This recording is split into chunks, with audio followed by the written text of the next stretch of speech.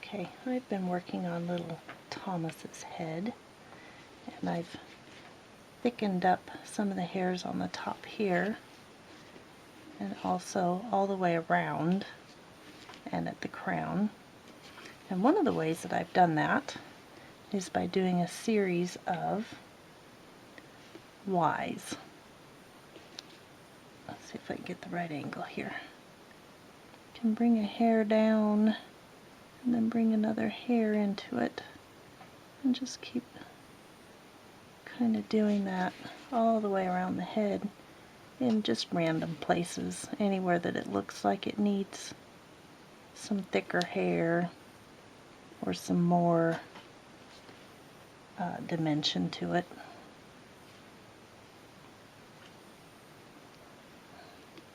Just helps bring those hairs in and just add some real good effects to it.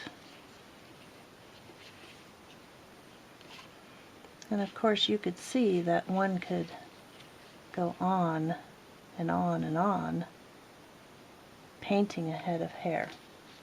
I'm going to stop right now with this color and bring in my second color that I'm going to use for this baby. And I'm especially going to be using it a lot around his face. I'm going to be bringing in a lot of very fine hairs around his face. Now if I wanted to on him, I could also bring it from his eyebrow out to meet up with his hair. I'm not sure I will, because I kind of like how this is looking for him. I'm happy with how I've done his eyebrows. So we'll see when I get there.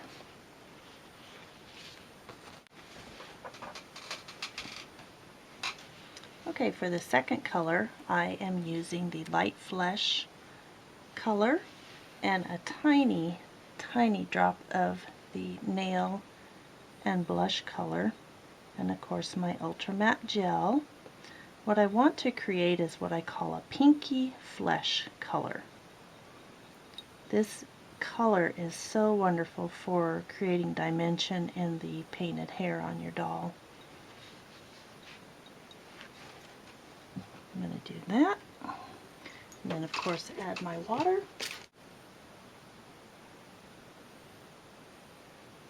Five drops to start. And I think that looks about the right color.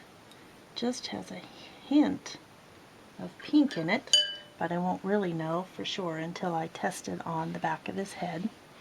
And again, I'll test it on the back of his head because if there's an error, I can quickly remove it. Let's see how this looks. And since I want a lot of fine hairs down around the base of his neck, I'm going to try him down there. I think I need to thin it just a little bit more because I want this to be very subtle. Let's try 3 drops of water.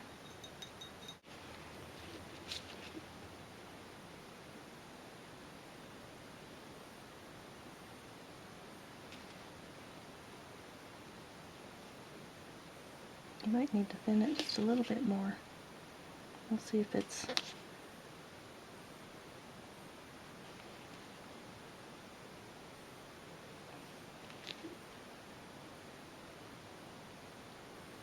this hair, or this paint is just barely visible.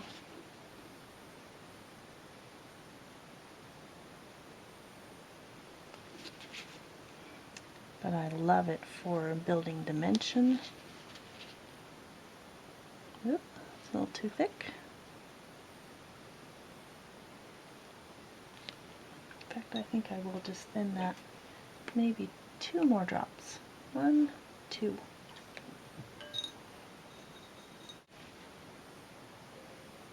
As soon as I'm sure I have this right, I will bring it around to the front and show you just what I'm talking about. Those front hairlines.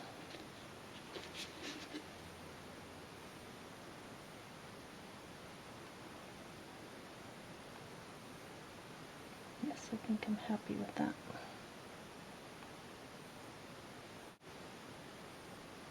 So where I painted before. Make sure there's just a tiny bit of paint on my brush.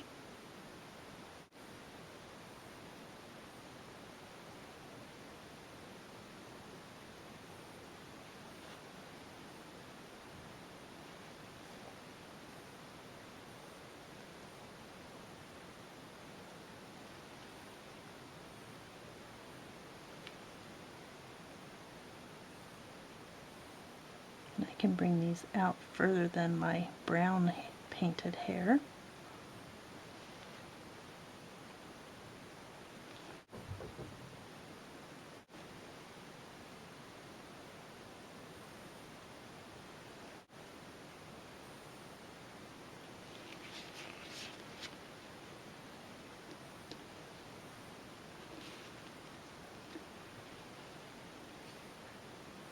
So I'm going to continue to do that throughout the face line and pretty much throughout the whole head, but not redoing everything that I did with brown. I just want to accent it with this color, this hardly visible color.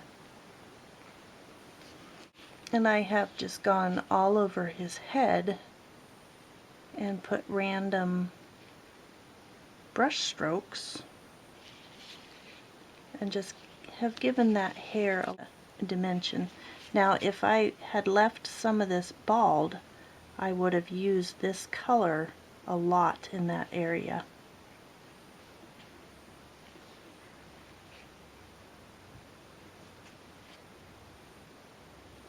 And I just think it looks pretty nice for him. Now I could spend a whole lot more time on this painted hair.